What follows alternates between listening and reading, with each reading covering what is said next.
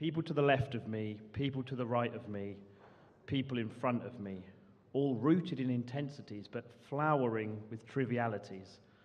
This one is annoyed her kids don't do the washing up. This one nitpicks with girlfriend after girlfriend. This one lives with her mother for practical reasons. We've been standing in the same spot, in the same psychological valley for 6 whole months, ego blah, all looking at the same patch of sky visible through the blind as we shuffle knee-deep in peat.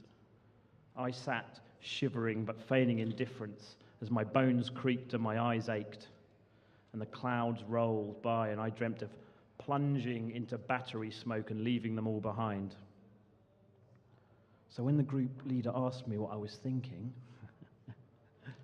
something flashed internal like a saber, cutting a thread and sending me hurtling down the valley as I shouted at the top of my voice, I think you're all living in the wrong reality.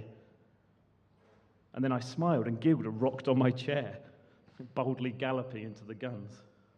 The group leader's eyes disappeared into the distance and his posture kind of dissolved into the chair. You're being incredibly arrogant. A sleek vein of venom in his voice, not really professional.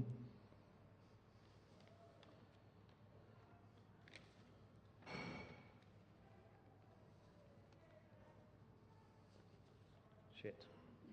And they all looked at me with their whitewashed faces, and then I laughed. Convulsively, uncontrollably, I laughed, and everyone disappeared into my mouth.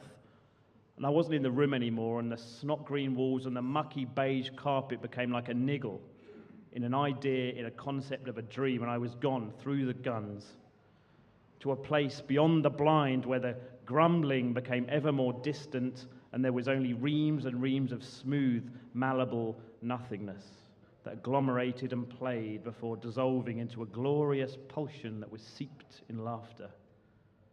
It rang a little too sharp, but still with as much elation. And there were no photocopiers, no washing up, and no mothers or girlfriends, unless I decided to invent them in all their ridiculousness. But why would I bother? But then I was pulled back into the room by the voice of the group leader. Martin, you are the voice of the indifference. Martin, you are the voice of the indifference. Martin, you are the voice of the indifference.